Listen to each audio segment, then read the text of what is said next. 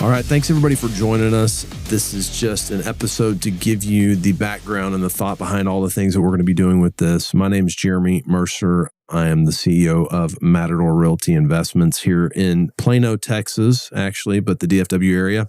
We are starting this podcast called The Industrialist.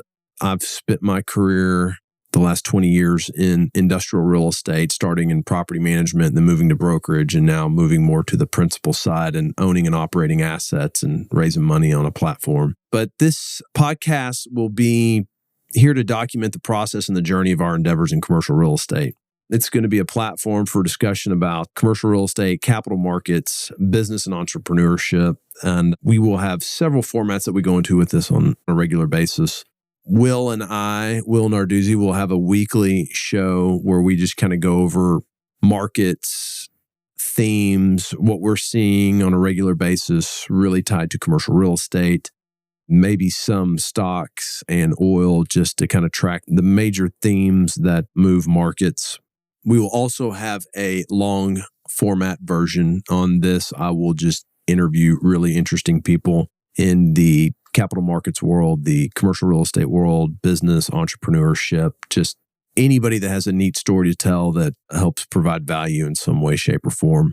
The last format we will make on this is going to be called Confessions of a Street Broker. I grew up cutting my teeth being a street broker, and we will interview a lot of my peers and former competitors, and now a lot of my business partners as I team up with brokers a lot on deals. So these episodes will just kind of go into their journey and what they see every day. And, a lot of people don't understand really what it takes to be a very successful commercial real estate broker. There's a lot of bodies laying around that didn't make it. And for the guys that do, it's a really interesting story to hear how hard they work. So tell you a little more about myself. My name's, again, Jeremy Mercer. I started in property management about 20 years ago. I managed Class B and C industrial assets in the Dallas market for about 6 years. And then I moved over to the brokerage side of commercial real estate, focusing on industrial in the submarket of Brook Hollow. Brook Hollow was primarily developed by Trammell Crow back in the 50s and 60s. I did a lot of leasing, selling, some investment sales, owner sales, buyer rep. Did that for 13 years. The last 13 years, I still broker every now and then with client relationships, but my main focus about the beginning of 2021 moved to Matador. Matador is a vertically integrated private equity company where we specialize in the acquisition and management and operations of Class B and C assets in the Texas and Oklahoma markets off the I-35 corridor from San Antonio to Oklahoma. We look at small bay parks. We look at larger single tenant deals. We look at a lot of buildings that are low coverage with some kind of land component to them. So we were just here to document this journey, meet some really neat people, and just provide thought development for the commercial real estate and investing platform. So thank you for taking your time to listen to this and go on this journey with us, and hope we provide some content for you that is very valuable and you learn something from it and you enjoy it. Thank you. Welcome to the Shop Talk, very first episode of the Industrials podcast. I'm here with my co-host, Wilbur Narduzzi. As our attorney calls me. Hello, yes. Jeremy. Wilbur's here live. All right. Well, it is the week of November 6th. Another week in the battle of commercial real estate. So anyways, this, this is kind of our first episode doing this. We want to just kind of cover some interesting topics and just talk about them on a weekly basis. And, we're going to track a couple of things on a regular around here. We're going to talk about economic reports and data. We'll track just regular stock markets. We'll track the commercial real estate sector of the stock market, and also some oil and gas and some treasuries, and probably some football line bets. Just because, all you CRE bros are gambling degenerates. So this is mostly just take the high level data for people who are not in the and in our side of the business, right? Yeah. It's just kind of extrapolating the important stuff because we're all moving. And I think for a lot of our customers, which are the CRE bros, the guys on the street, it might not be something they're looking at on a day-to-day basis. And hopefully people find value in that. Yeah, they can listen to it here and have an opinion, maybe help form some opinions. Yeah. So, and also see kind of how we look at stuff. Right. Yeah, exactly. So that's the value proposition for you guys out there. So anyways, let's talk about major economic reports this week. We've got consumer credit report coming out on Tuesday. I'm kind of interested in this in a way. Well, everyone keeps talking about how much credit card debt there is. Yeah. And then student loans, I mean, myself included, that started last month. Yeah, you got to start paying them now, right? Yeah, it's like a real thing. Took all that money and plowed it into real estate. Now I got to pay it back to Uncle Sam. Yeah, but what's your interest rate at? It's cheap. I think it's in the 5s. So been doing pretty good on it. Is that a floating rate debt? No, it's fixed. And no. When I got into college in 2011, I was a sophomore, and so it's fixed then. Okay. But here's the deal. If you go BK, it follows you to the grave. And if and when you die, it goes to your next heir. So like there's no off the hook. Yeah. They come for you. So it's a tough thing to swallow. Visa will let it go, but Uncle Sam won't. Yeah. What if Uncle Sam BKs? They just print more money. Yeah, it's impossible. I think I have a very people wouldn't like my opinion, but it might be healthy for us to kind of let it go. Okay, Thursday we have initial jobless claims coming out. It doesn't. So where were we at before? Let's see. The previous was 217,000. The median forecast this week is 221,000. So. What's that a percentage of the population? Does it give you that? I don't know. It's something we should probably educate ourselves on. Yeah. Well, because like jobless claims, I forget what the thresholds are. I think it's like they only track it for a certain amount of days. And then once you're kind of out of applying, you fall out of the pool that they tracked. And so I think at least in college, it gets always a bigger percentage of the population than what the data actually shows. So this is the initial jobless claims are a data point issued by the U.S. Department of Labor as part of its weekly unemployment insurance weekly claims report. The initial jobless claims refer to the claims for unemployment benefits filed by unemployed individuals with state unemployment agencies. So it doesn't sound like they don't think it's going to change too much, but that's something to watch. People start filing unemployment because they got laid off. They didn't get fired. They got laid off. Yeah. Or, they might have got fired either way, but they didn't quit on their own. Own accord. So, and then Friday we've got consumer sentiment. Median forecast. I don't even know what that means either. Let's figure it out. Well, sentiment seems fairly subjective. Who's the consumer? Yeah, and what is their sentiment? How do you measure sentiment? They measure it by a percentage, I guess. Let's see. So let's see. Consumer sentiment. To kind of go back though to jobless claims, I'm really interested in that. Ourselves, and I know a lot of our peers, the biggest thing that we've been doing is the mark-to-market strategy on rents. And you always say, hey, you take something from $5 triple net to $8, $9, $10 triple net, you're pretty much eliminating the owner, the entrepreneur's income. Yeah. How does that kind of play out? Because all of our expenses have just been going through the roof. Our insurance is up, property taxes are going up. Like, I wonder if there is a mass casualty event, is it corporate America, middle market, SME, micro? I don't know. I guess, something that business owners should be doing is tracking market rents and making sure their business supports it. Because what I see a lot of times happen is you walk into someone's business, in the real estate brokerage side of things, you run into people that end up wanting you to sell, they want to sell their company. Yeah. So when you take their financials and you mark to market their rent, you're like, oh, guess what? Your business doesn't make any money. It's not worth anything because you don't, you've paid you own your building, you've paid yourself $3 a foot and it should be 10. And there goes all the profit. Yeah. So it'll be interesting to see. Yeah. I would say business operators need to be very in tune with what rents are doing because it really does affect your ability to exit on a opco. But the consumer sentiment is, by definition, an economic indicator that measures how optimistic consumers feel about their finances and the state of the economy. So, through a series of questions they asked them that? I'm sure. Yeah. I don't know. I've never been polled. You've never been polled? Never been polled by the consumer sentiment. I had a guy call me from the University of Michigan years ago. I did it. It was a long time, though. It was kind of painful on the phone. Yeah. It was about 20 minutes. It sounds brutal. It was terrible. Yeah. I don't think I finished. Well, the Dow was up pretty good last week. It had a pretty good run. Started the week off at 32,928 and closed out at 34,000. So it gained 2,000 points. That's nice. So the world's going to hell and the stock market's going up. Doesn't make any sense. I don't know. That's why I don't really have any stocks. I have some, but not as much as probably the typical. S&P did pretty well too. It went from 41.66 to 43.58. Started off the week at 41.66, ended the week at 43.58. And then the Nasdaq did 12.643 and ended the week at 13.478. And as of 11/6/2023, all three are up for the day. Up.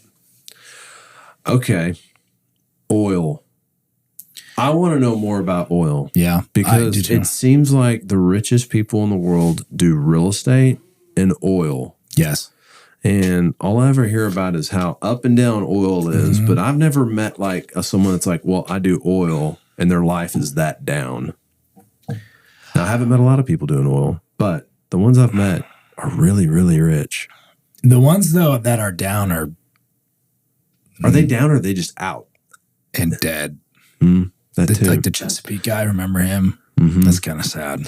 So oil opened, the West Texas Crude, West Texas Intermediate opened at 82.31, closed at 82.31 last Monday, and then finished the week up at, let's see, it trades over the weekend, or it trades on Sunday, $80.51. So it came down a little bit. It's down today to 81.13 as of this afternoon on November 6th. But no, some of our tenants are in the oil and gas business. Sure. Some of our investors are. It'd be good to learn more. So please give us any information that you've got that you think is good.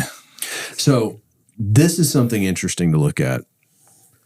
The 1 week performance for the real estate development and the REIT office section and the REIT mortgage section of that group of real estate publicly traded stocks. Real estate development was up 10.5%. Their culmination of stocks in that group. REIT office was up second place, up 9.17%. REIT mortgage at 9.16. Over what period of time? This was last week's performance of those stocks. Last week's performance? Just last week. Oh. So I guess maybe investors are seeing that, these stocks have bottomed, But I feel like office is... Chris Powers put that tweet out there that I saw you interacting with. It's really tempting. It ain't. It doesn't tempt me at all. No, I know. Well, because we are very laser dialed in, on what we do. But I think it's very interesting that we had a bank bring us an opportunity for a Class A asset in a phenomenal market in the Dallas-Fort Worth market for a Class A office building that we could purchase for the same price we bought a bunch of metal buildings in Seagoville for. Ours cash flow a lot better than that thing. I'm sure. Yeah, that thing's a dark black hole. But no, it's just the pricing looks great on paper, but I don't. What are you going to do with it? I don't know. How much further will it go? All right, treasuries. This is always a big thing. We look at debt a lot. We are looking at debt, I'd say almost on a daily basis. Sometimes it's hourly. Yeah. Going back to the SVB situation when we were going to lock in debt for that one deal. Yeah. We were looking at it, but I called you that morning. I'm like, we need to lock in that debt deal. Yeah, that's actually an interesting story. We had a deal that was it was a spread over Treasury. The 5-year. Yeah. The 5-year. Yeah. And when Silicon Valley, we received our final term sheet in our rate lock agreement on that Friday. Yep. And over the weekend, Silicon Valley Bank failed. Yep. That Monday morning, the 5-year plummeted. Yeah. So we called them back up and said, we're ready to sign the rate lock. Yeah. They didn't agree to it. Rules for thee, but none for me. Yeah. They go, oh, hey, you know what? We forgot to put a floor in there. I'm like, did you? Well, I mean, to your point, if it went the other way, they wouldn't have capped we've gotten fleeced. Yeah. So anyways, it all worked out. We did very well on that asset. We actually turned it and 1031'd it. But anyways, that was so where are we at with the 5 year? 5 year currently. So let's see. Last week, the 5 year, it started off at like 4.8, dropped to 4.55 on the 3rd. So hope somebody locked some debt in there. And now it's back up to 4.65. Today it's floating around 4.58. And your 10 year, I'm sorry, that was the 10 year I just gave you the info on. Your 5 year, similar, started at 4.71, dropped to 4.48 midweek, and then shot back up to 4.62, currently trading at 4.84. SOFR is at 5.32. SOFR spreads are what? 200 to 300 points above SOFR right now. So you're looking at depending 7.5 to... Depending what the business plan is. Yeah, depending what the business plan of it's the same thing with the 5 year. Yep. So I don't see spreads going down either, though. No, they're not. So the spread is almost as much as the Treasury yield in some cases. Yeah. It's incredible. Especially opportunistic debt people. Yeah. So I mean, we haven't seen anything sub 8.25 in a while. Right. Okay. Interesting lines. Mm-hmm. North Texas plays at SMU this week. Oh, wow. SMU 17-point favorites. They put a beat down on somebody. Was that last week or 2 weeks ago in Tulsa? It was 2 weeks ago. 2 weeks ago? SMU pulled it out at the very end against Rice at Rice. Was that this weekend? Rice is very unassuming. You just usually think they're pretty terrible, but I think they're actually somewhat decent this year. So my favorite, Texas Tech is playing at Kansas. Okay. They're getting 3.5 points. Kansas is for real now. Yeah. So you got to be scared of them. Since Mangino and Charlie Weiss are no longer there, they've actually got a real guy that can recruit. So Baylor at K-State. K-State's getting 20.5. I think K-State beats the hell out of Baylor. Yeah. Let's see. Texas at TCU. I kind of feel like TCU is going to step back up this week and play hard, but their quarterback not so much. How was the game last week? You were there. It was great. It was really good. We did everything we could to lose it, but we still won it. So that was awesome. So okay, so let's just talk about some interesting things going on in Dallas. Yeah, the Colonnade. 1 million square foot office tower, iconic office tower in Addison on the Dallas North Toll Road. I've spent many hours in there. Yeah. Is sent to special servicing. Oh, boy. So I had a relationship. I normally never touch an office deal, but I had a relationship where someone wanted me to represent them on a renewal in there, and I actually ended up doing it. And we actually didn't make the deal. We left, and you did. We moved them. And sold them a building. But man, that place, it had like a massive center in it. And I'd never been in there before COVID. And I could imagine it. It almost looked like a mall in the middle of it. And I bet that was pretty busy back in the day. But like I bet. After COVID, that place was a ghost town every time I go in there. It's sad. It's a big building. Like, what do you do with that? I don't know who developed it, but I think Trammell Crow is known for doing really big atriums. That was kind of a hallmark to them. I might be incorrect. It might have been, but I don't know if that's a Trammell Crow build or not. But it's a sad lobby space. It feels like it has a lot, but it's just not a lot of activity. They spent a bunch of money on it here recently. They redid a whole weight room and all this stuff. But, we tried to punish them on rate pretty hard. But, as an office operator, I guess, do you have to? I don't think they can give up on rate. If you look at you can. You probably just end up getting blown out anyways. If you look at what they're fighting against, construction prices are all up. Yeah. Right? Who knows what their debt looks like? They've got to hold rate. I haven't heard of any office center up guys who said, "Oh, I'm crushing it. Rates are dropping." I haven't heard that. So yeah, it'd be interesting. I don't know. Let's see. Something else I thought was CBRE's income is down 56% this year. That's all. It's a lot. That's a lot. But I mean, if you think about what our deal volume's like and a lot of our competitors, it kind of is, I mean, we did what, 60 in transaction volume last year? Yeah, we did. We bought 56 million in assets last year. Mm-hmm. I think at the end of August, we'd only purchased 8 this year. Hopefully by the end of this year, we're at half. So that kind of, yeah, it's off. I mean, sure. I'm making like a tie that might not be there, but I wonder how much of that down is from investment sale transaction, like the big boy stuff. Has to be a lot of it. Yeah. You know, probably a lot of office tenant rep deals that go out and cut their floor plate in half, or, you know. Yeah. So I don't know, just interesting. Probably monitor commercial real estate, publicly traded brokerages, and whatever. I mean, like, you know, I'm sure Marcus and Millichap's stock's been hammered. Oh, you know. Yeah. But when it comes back, start buying into that stuff, because those guys are going to be ripping fees and ripping revenue for the company. Yeah. So, yeah. Well, you just wonder how much like groups like Newmark, who went on a big spree of just buying guys up or moving teams over, right? Yeah. They don't do it. They don't do it for free. No. That's a good point. Like, all these guys that spent all this money to staff up their place. Yeah. And now it's like, well, where's the results? Oh, well, the economy's bad. Yeah. I'm sure it's a lot of it's performance based, or it is all performance based. Has to be. Yeah. So not a gun I'd like to be under. No, I'm good with that. These guys in Frisco raised like 130 million. Yeah. And it was just like poof, gone. It was like a Ponzi. I mean, how do these Ponzi schemes, like, don't get me started. Where are these people that willingly give up that kind of money and don't vet it? Because we're pretty open book. You can come over here and we'll show you everything. Yeah. But I mean, 130 million. That's a lot of jack. It's a lot of money, man. It's a lot. You know, I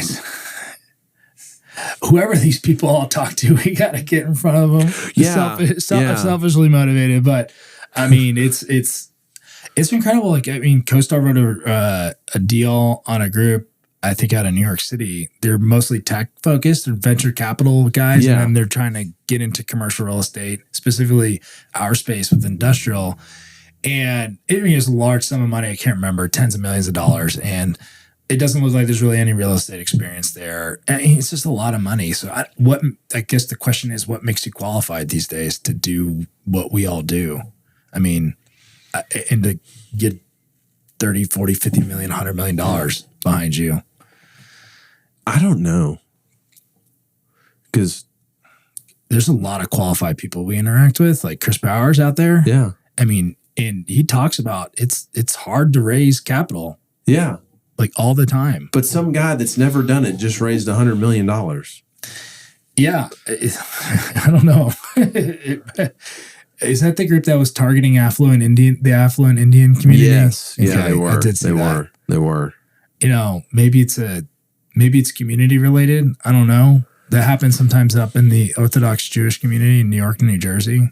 People kind of prey on each other just based off of. No, we got the religion thing going on with each other. Which is really unfortunate. That makes us safe. Sure. Yeah. That's really the trick. Yeah. It's just really not cool. It's criminal. Yeah, that is bad. It's really the opposite of what Jesus would want. Yeah. Or Allah or whoever your God is. Whoever your God is probably didn't say. Screw over the other worshipers. That's right.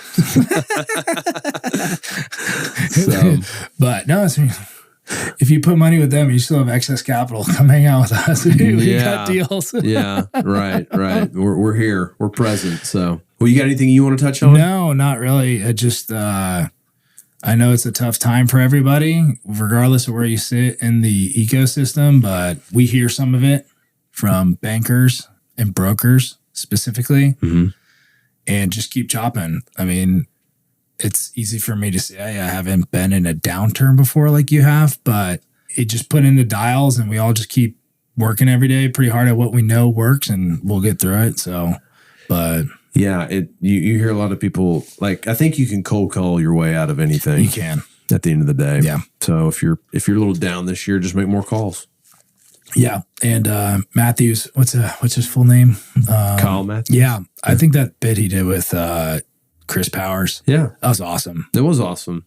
made you want to go make a bunch of cold calls. Yeah, absolutely. So that's my only thing. Just keep chopping. Yeah. All right. We'll do this every week. If y'all have anything that y'all want us to touch on, we're not experts in anything by any means, but we'll talk about it. But, Will and I do run an equity shop, and we are putting out debt now as well. So reach out to us at Matador. We buy B&C industrial assets in the I-35 corridor from San Antonio to Oklahoma City. And we're looking for opportunities like that. And you can find us on all the major social media channels. Jeremy, I don't forget your Twitter handle. JB Matcap. And I think mine's Doozer, WDoozer92 on Twitter and Instagram. So hit us up there, or emails always works too. Yeah. Tell us how bad we're doing. Thank you. So, all right. Thanks, cool. everybody. Have a good week. See ya.